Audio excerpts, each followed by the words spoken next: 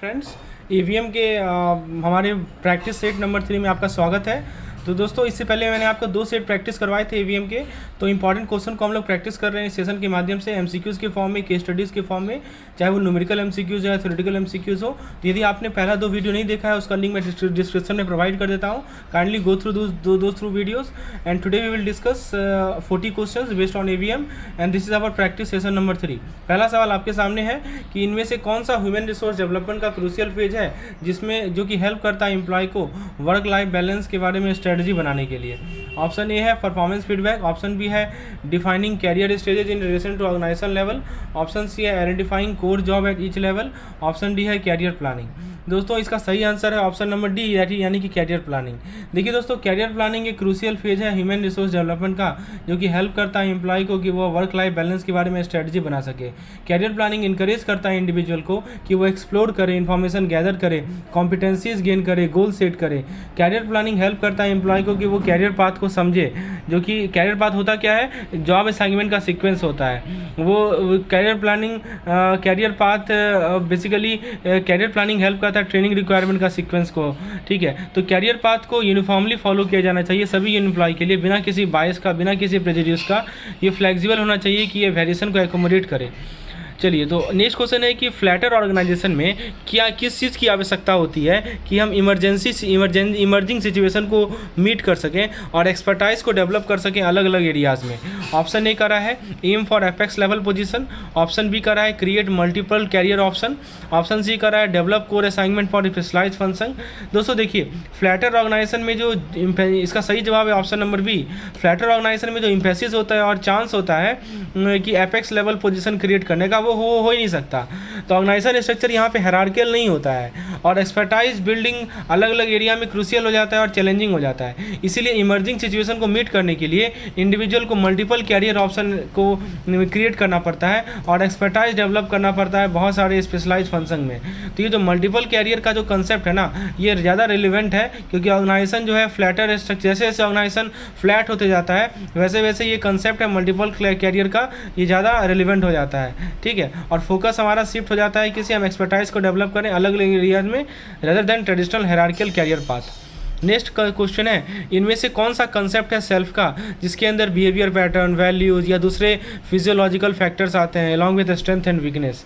Option A का रहा है पेटेंट सेल्फ, दूसरा का रहा है एक्सटर्नल सेल्फ, तीसरा का रहा है इनर सेल्फ, चौथा का रहा है आइडेंटिटी सेल्फ। दोस्तों, इसका सही जवाब है option number C, inner self. तो सेल्फ का जो कंसेप्ट है इसको 2 हिस्सा में हम बांट सकते हैं। पहला होता है पेटेंट सेल्फ, जिसको हम लोग एक्सटर्नल सेल्फ कहते हैं, जिसके अंदर इंडिविजुअल का आइडेंटिटी आता है, उसका फिजिकल फीचर आता है। तो ये तो एक हो गया पेटेंट सेल्फ। और दूसरा होता है इनर सेल्फ। इनर सेल्फ क्या करता है कि बिहेवियर पैटर्न, वैल्यूज, फिर साइकोलॉजिकल फैक्टर, स्ट्रेंथ, वीकनेस, इनको सिग्निफाई करता है। तो ये दो पार्ट हो गया। मैं फिर से रिपीट कर दो, पेटेंट सेल्फ जो कि एक्सटर्नल सेल्फ होता है और एक होता है इनर सेल्फ। ठीक है, तो दो हो गया, पेटेंट सेल्फ और इनर सेल्फ। तो जो इनर सेल्फ होता है ना, वो हमारे फिजियोलॉजिकल एस्पेक्ट से डील करता है कि इंडिविजुअल का पर्सनैलिटी क्या है, उसका इमोशनल स्ट्रेंथ क्या है, उसकी वनरेबिलिटीज़ क्या है। तो यहाँ पे आप देख सकते हैं कि यहाँ पे जो पॉइंट लिखा गया है behaviour pattern, values, physiological factors, तो इसके लिए दोस्तों हमारे पास क्या है, इसके लिए सही जवाब है option number C, that is inner self. ठीक है, तो सही जवाब होगा इसका option number C, that is inner self. तो एक तो पेटेंट सेल्फ मैंने आपको बताया जो कि इंडिविजुअल की आइडेंटिटी और फिजिकल फीचर से डील करता है, और एक इनर सेल्फ जो कि बिहेवियर पैटर्न, वैल्यूज, फिर साइकोलॉजिकल फैक्टर, इनसे डील करता है। ठीक है, चलिए आगे बढ़ते हैं। नेक्स्ट है दोस्तों कि इनमें से कौन सा फैक्टर है जो कि कंट्रीब्यूट करता है पर्सनल एफिकेसी को, जिसमें अवेयरनेस होता है खुद की कैपेबिलिटी का, एक डिज़ायर होता है अच्छा करने का, बिलीव होता है इंप्रूवमेंट में, एफर्ट लगाते हैं कि हम कॉम्पिटेंसीज को इन्हांस करें। ऑप्शन ए का रहा है इमोशनल इंटेलिजेंस, बी का रहा है लोकस ऑफ कंट्रोल, सी का रहा है मोटिवेशन, चौथा का रहा है ट्रांजैक्शनल एनालिसिस। दोस्तों, इसका सही जवाब है मोटिवेशन। तो दोस्तों देखिए, मोटिवेशन एक फैक्टर है जो कि कंट्रीब्यूट करता है पर्सनल एफिशिएंसी में। इसके अंदर एक इंडिविजुअल का परसेप्शन होता है अपने सुटेबिलिटी करंट एक्टिविटी से, एक वैल्यू होता है जो कि वो एक्टिविटी पे प्लेस करता है, उसका बिलीफ होता है इंप्रूवमेंट में, और जो एफर्ट वो लगाता है ताकि अपनी कैपेबिलिटी को इन्हांस कर सके, अपनी कॉम्पिटेंसीज को इन्हांस कर सके। तो मोटिवेशन बहुत ही इंपॉर्टेंट रोल प्ले करता है इंडिविजुअल को ड्राइव करने में कि वो अपने गोल को अचीव करे और अपने रोल में अच्छा परफॉर्म करे। तो जहाँ तक बात है इस क्वेश्चन की, तो पूछ रहा है कि personal efficiency, awareness of one capability, correct answer is motivation. Next question है हमारे पास कि हमारा जो लोकस ऑफ कंट्रोल का जो कॉन्सेप्ट है, इसके अनुसार इंडिविजुअल जो कि बिलीव करते हैं कि event are determined by external forces, वो क्या करते हैं। ऑप्शन ए कर रहा है कि इनिशिएटिव लेते हैं और अपने अपने चारों बगल रिसोर्सेज को देखते हैं। ऑप्शन बी करता है कि वो गियर अप रहते हैं और इवेंट को एंटिसिपेट करते हैं। ऑप्शन सी कर रहा है कि वो डिपेंडेंसी को एग्जिबिट करते हैं और एक्सटर्नल फोर्स के लिए वेट करते हैं कि वो उसे पुश करे।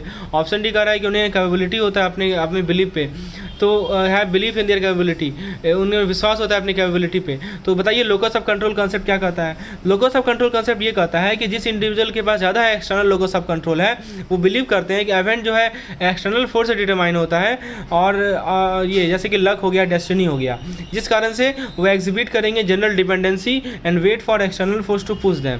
That's why option number C is the correct answer. आपका कंसेप्चुअल क्लैरिटी है या नहीं है वो यहाँ चेक हो रहा है। इनमें से कौन सा एक कोर्सिव बेस ऑफ पावर नहीं माना जाता है according to power based concept. Option A charisma, option B punishment, option C विथहोल्डिंग information on resource, option D personal relationship emotional power. दोस्तों देखिए पावर बेसिस कंसेप्ट के अनुसार कोर्सिव पावर ऑफ पावर के अंदर ऑर्गेनाइजेशन पोजीशन आएगा, punishment आएगा, personal relationship आएगा यानी इमोशनल पावर आएगा, और लेकिन और विथहोल्डिंग इन्फॉर्मेशन टू रिसोर्सेज। लेकिन जो कैरिज्मा है ना वो क्या होता है, एक परसुएसिव बेस पावर होता है, ठीक है, with expertise and competence. That's why option number A is the correct answer. इसको हम लोग कोर्सिव बेस ऑफ पावर नहीं मानते, तो परसुएसिव बेस। देखिए पावर बेस ऑफ पावर में भी दो पार्ट होता है, एक होता है कोर्सिव और एक होता है परसुएसिव। तो आपको दोनों में डिफ्रेंसिएशन क्लियर होना चाहिए, कौन सा हमारा परसुएसिव है, कौन सा हमारा कोर्सिव है। Option number A is the correct answer. इनमें से कौन सा पावर होता है जो कि बेस्ड होता है इमोशनल कनेक्शन के बेसिस पे और दूसरे के द्वारा एडमायर किया जाता है, खासकर जूनियर के द्वारा, जिससे हमारा ब्लाइंड इमोशनल अटैचमेंट होता है, ठीक है। तो ऑप्शन ए कर रहा है कोर्सिव पावर, बी कर रहा है चेरिस्मेटिक पावर, सी कर रहा है एक्सपर्ट पावर, डी कर रहा है रिवार्ड पावर। दोस्तों इसका सही जवाब है चेरिस्मेटिक पावर। मैं समझाता हूँ, देखिए चेरिस्मेटिक पावर जो है हमारा इमोशनल अट्रैक्शन पे बेस्ड होता है और किसी पर्सन के एक्स्ट्रा ऑर्डिनरी कैरेक्टरिस्टिक पे बेस्ड होता है। ये एक इन्फ्लुएंस की तरह काम करता है जो कि दूसरे के द्वारा अट्रैक्ट और एडमायर किया जाता है, खासकर जूनियर्स के द्वारा। तो जो पर्सनैलिटी इंटरप्ले होता है लीडर्स के बारे में, लीडर्स और फॉलोअर के बीच में, वो लीडर को पावरफुल बनाता है और फॉलोअर जो है इमोशनली अटैच हो जाते हैं और ब्लाइंडली लीडर के एक्शन को, डायरेक्शन को फॉलो करते हैं। तो इसे हम लोग कहते हैं charismatic power. Charismatic power emotional attraction पे बेस्ड होता है। That's why option number B is the correct answer. शूज इंटरपर्सनल नीड्स के अनुसार किसे डिफाइन किया जाता है, need to establish and maintain a satisfactory relationship with people in terms of interaction and association including a physiological comfortable relationship with other on the dimension of initiating interaction. Option है interpersonal need और control. देखिए same का same definition उतार लिया गया है। तो दोस्तों ये जो हमारा नीड होता है इंक्लूजन का, उसे डिफाइन किया जाता है need to establishment and maintain a satisfactory relationship. इसे कहा जाता है इंटरपर्सनल नीड फॉर इंक्लूजन, ठीक है, इंक्लूजन का नीड होता है। कौन सा ईगो स्टेट बिहेवियर को इवोक करता है जो कि जिसका कैरेक्टरिस्ट होता है logical, reasonable, rational, non emotional decision making, where individual examine alternative based on facts and figure prior to engaging in behaviour. Parent, child, ego, nurturing parent. बताइए बहुत बढ़िया क्वेश्चन है, बताइए क्या सही जवाब होगा इसका। मैं आपको समझाता हूँ दोस्तों, एक ही कंसेप्ट को मैं आपको समझाऊंगा। देखिए यहाँ पे जहाँ तक इस क्वेश्चन की बात है, तो देखिए पूछा जा रहा है कि आपको पता होगा जो हमारा एडल्ट ईगो स्टेज होता है वो उसमें ऐसा बिहेवियर आता है जिसमें लॉजिकल हो गया, रीजनेबल हो गया, रैशनल हो गया, अनइमोशनल डिसीजन मेकिंग है। तो जो भी लोग इस एडल्ट ईगो स्टेज में होते हैं ना, वो इंगेज करते हैं प्रॉब्लम सॉल्विंग में, एनालिटिकल थिंकिंग में, डिसीजन मेकिंग में, based on facts, figure and probabilities. That's why option number C is the correct answer. अब हाईएस्ट एक्टिविटी ऑफ लाइफ क्या होता है जो कि नया अनटैप्ड अल्टरनेटिव क्रिएट करता है, वैल्यूज क्रिएट करता है, जो मेंटल, इमोशनल और फिजियोलॉजिकल डिफरेंस होता है लोगों के बीच में। तो बताइए compromise, majority view, team work या कंसेंसस। दोस्तों देखिए टीम वर्क इसका सही जवाब है। टीम वर्क को डिफाइन किया जाता है लाइफ का हाईएस्ट एक्टिविटी जो कि अनटैप्ड अल्टरनेटिव क्रिएट करेगा। इसके अंदर इंडिविजुअल जिनके पास हाई डिग्री ऑफ इंटरडिपेंडेंस है वो कॉमन गोल को अचीव करने की तरफ काम करेंगे, टास्क को कंप्लीट करने के प्रति काम करेंगे, ठीक है। तो कौन सा टर्म यूज किया जाता है तो एक पर्सन के कैपेबिलिटी को डिस्क्राइब करने के लिए कि वो मैनेज कर सकता है, कंट्रोल कर सकता है अपने इमोशन को और दूसरे के इमोशन को इन्फ्लुएंस कर सकता है। Emotional quotient, emotional intelligence, intelligent quotient, social quotient.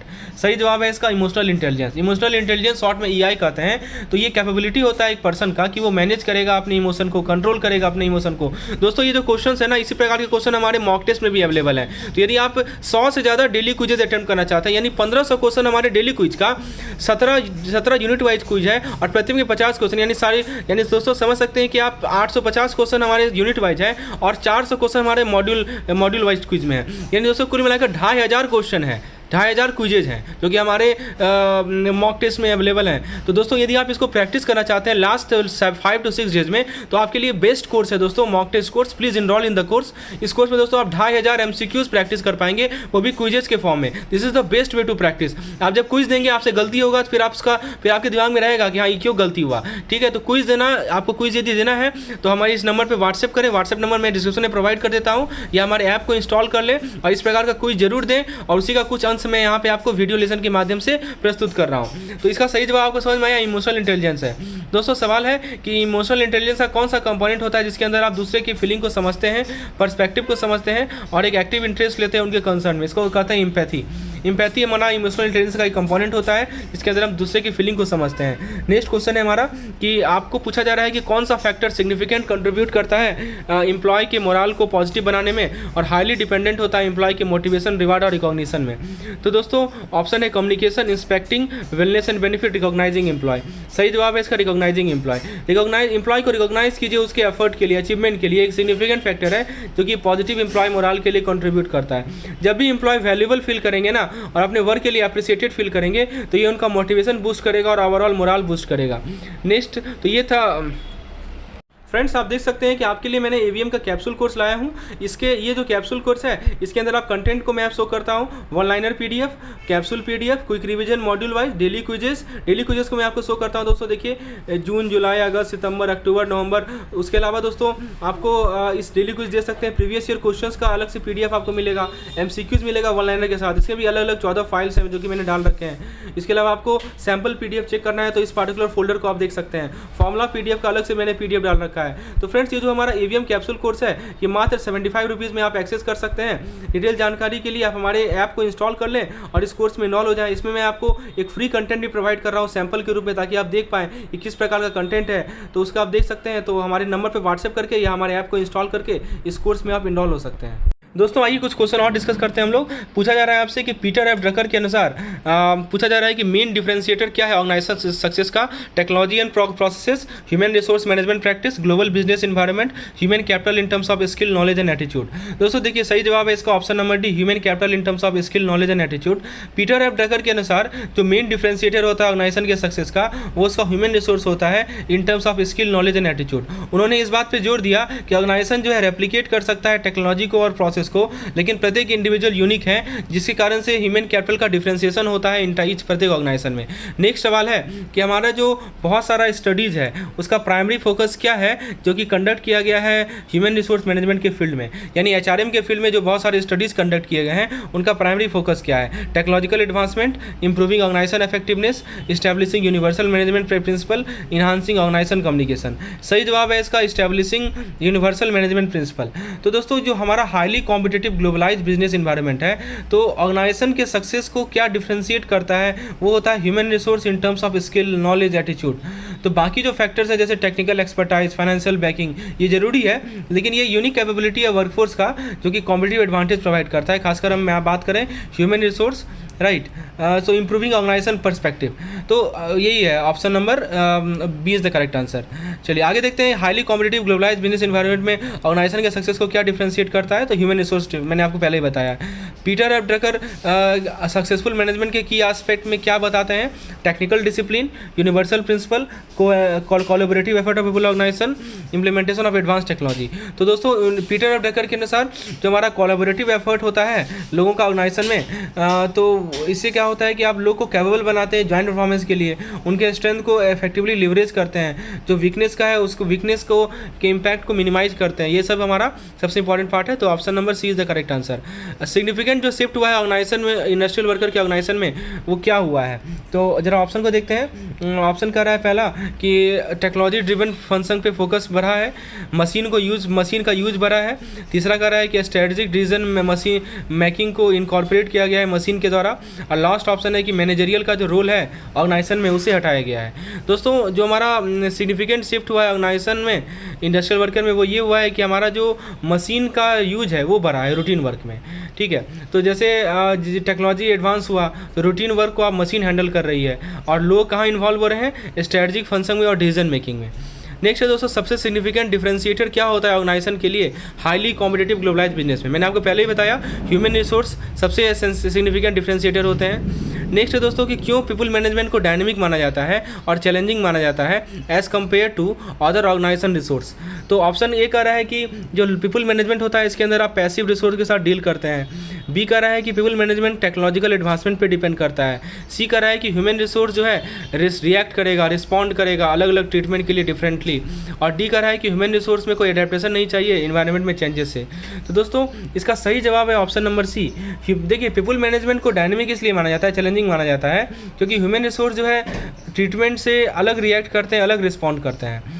तो पैसिव रिसोर्स में क्या होता है कि ह्यूमन बीइंग के बाद इमोशन है, नीड है, बिलीफ है, वैल्यूज़ है, जो कि उनके बिहेवियर को इफेक्ट करता है। जिससे क्या होता है कि ये ज़रूरी होता है कि इंडिविजुअलिटी को आप समझें और मैनेजमेंट अप्रोच को अकॉर्डिंगली अडेप्ट करें। लेकिन यहाँ पे जहाँ तक पीपल मैनेजमेंट की बात है, चूँकि पीपल मैनेजमेंट के अंदर आप ह्यूमन रिसोर्स रिएक्ट करते हैं, अलग अलग ट्रीटमेंट के साथ रिस्पॉन्ड करते हैं, that's why it is considered dynamic.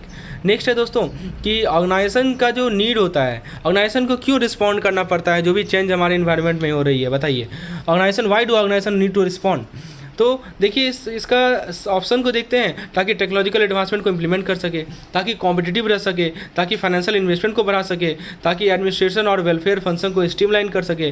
तो ऑर्गेनाइजेशन को रिस्पॉन्ड इसलिए करना पड़ता है ताकि जो भी हमारे कॉम्पिटिटिव रह सके। Option B is the correct answer. तो जो रैपिडली चेंजिंग बिजनेस इन्वायरमेंट है, टेक्नोलॉजिकल एडवांसमेंट है, ग्लोबल इकोनॉमिक शिफ्ट है, इसमें ऑर्गेनाइजेशन को अडेप्ट करना पड़ेगा, इनोवेट करना पड़ेगा ताकि वो रेलेवेंट रह सके, सक्सेसफुल रह सके।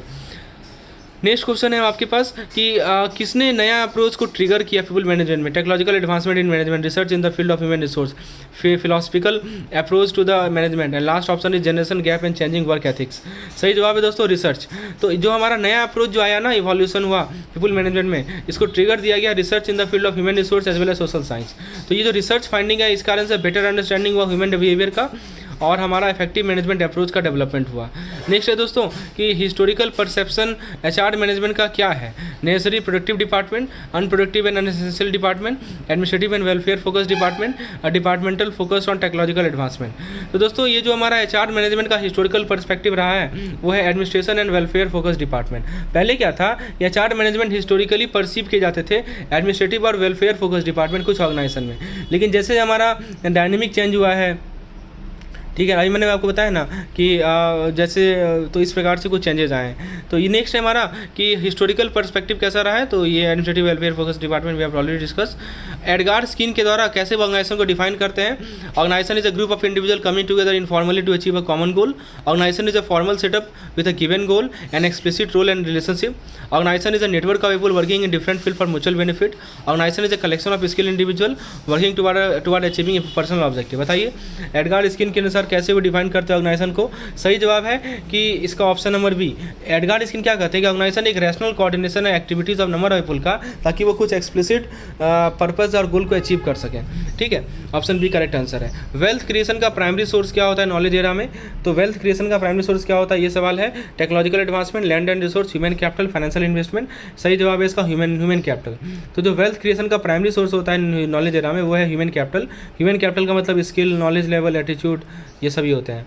नेक्स्ट क्वेश्चन है हमारा कि दो हिस्टोरिकल स्ट्रीम ऑफ थॉट क्या थे जो कि पीपल मैनेजमेंट में डेवलप हुए थे, technical and philosophical, scientific and psychological, and analytical and economical. तो दोस्तों सही जवाब है इसका organising activities and understanding individual relation to work. तो ये दो हिस्टोरिकल स्ट्रीम ऑफ थॉट है जो कि डेवलप हुए थे पीपल मैनेजमेंट में। नेक्स्ट क्वेश्चन है हमारा कि किसने डेवलप किया, कौन बिलीव करते थे कि हम बेटर कंडीशन प्रोवाइड करें वर्कर को कि प्रोडक्टिविटी वो इंप्रूव करे। तो सही जवाब है इसका Robert oven. Robert oven believe करते थे कि हम बेटर कंडीशन प्रोवाइड करें वर्कर को, जिससे वो वाइटल मशीन करते थे। नेक्स्ट क्वेश्चन है हमारा कि इंडस्ट्रियल रिवॉल्यूशन के दौरान जो कोऑर्डिनेशन एक्टिविटीज़ का जो कोऑर्डिनेशन है उसको कैसे व्यू किया जाता था। तो इंडस्ट्रियल रिवॉल्यूशन के दौरान जो हमारा एक्टिविटीज़ का कोऑर्डिनेशन है उसे देखा जाता था सिंपलिस्टिक के फॉर्म में, जिसका फोकस था activities related to work situation. Next question है दोस्तों किस एरिया में सिमुलेशन को यूज़ किया जाता है फाइनेंशियल वर्ल्ड में, ये सवाल है। तो ऑप्शन देखते हैं। ऑप्शन ए का रहा है air traffic control queuing, option B का रहा है आपका assembly line scheduling, risk modelling in finance area, finance layout. सही जवाब है इसका risk modelling in finance area. Next question है सिमुलेशन एक यूजफुल टूल है ट्रेनिंग मैनेजमेंट को वर्कर को क्यों। तो ऑप्शन ए कह रहा है mimicking real life situation and exposing them to political risk, avoiding serious accident during driving session, simplifying reality to make it more manageable, demonstrating the effect of changes in system variable. तो दोस्तों simulation useful tool होता है manager को train करने में, क्योंकि option D सही जवाब है, क्योंकि सिस्टम के वेरिएबल में जो चेंजेस आएंगे उसका क्या इफेक्ट पड़ेगा ये डिमॉन्स्ट्रेट करने के लिए सिमुलेशन बहुत यूजफुल होता है। नेक्स्ट है दोस्तों, कोई ऑनर है आउटलेट का, वो इवैल्यूएट करना चाह रहा है अपने daily ordering policy for milk, तो वो रूल ऑफ ऑर्डरिंग को फॉलो करता है, तो वो चाहता है कि नए ऑर्डरिंग रूल को टेस्ट करें। ठीक है, तो यहाँ देखिए एक टेबल है, तो आपको एक सिमुलेशन मेथड बनाना, तो इनमें से कौन सा स्टेटमेंट सही है। तो दोस्तों देखिए जो नया ऑर्डरिंग रूल है ना, वो पिछले 10 दिन के क्वांटिटी सोल्ड के मीन पे बेस्ड है, जो कि 55 लीटर है। ठीक है, पिछले 10 दिन में जो आपका डिमांड पर डे है 55 लीटर है। तो ये रूल का एम है कि हम ऑप्टिमाइज करें क्वांटिटी ऑर्डर को। तो ऑप्शन नंबर इसका सही जवाब है option number B, profitably higher during the new ordering rule. Next question है आपका कि सिमुलेशन, अच्छा उसी पे बेस्ड क्वेश्चन है, इसको स्किप करते हैं हम लोग। अब देखिए ये सवाल, देखिए बहुत बढ़िया सवाल है। इस सवाल में क्या कर रहा है इसको मैं समझाता हूँ दोस्तों। देखिए क्या कर रहा है कि सिमुलेशन एक्सरसाइज किसी outlet owner daily milk ordering new policy, demand generate किया जा रहा है अगले 20 दिन का, प्रोबेबिलिटी डिस्ट्रीब्यूशन और रैंडम नंबर के माध्यम से। तो ऑनर 2 ऑर्डरिंग रूल को कंपेयर करता है, एक होता है ओल्ड रूल, ठीक है, of demanding the demand of previous day Q1 and new rule based on mean of the quantity sold in the last 10 days. Selling price है 1 लीटर का 36 रुपया, कॉस्ट प्राइस है 32 रुपया पर litre, quantity sold S1 and S2 को determine किया जाता है डिमांड एंड रेस्पेक्टिव क्वांटिटी।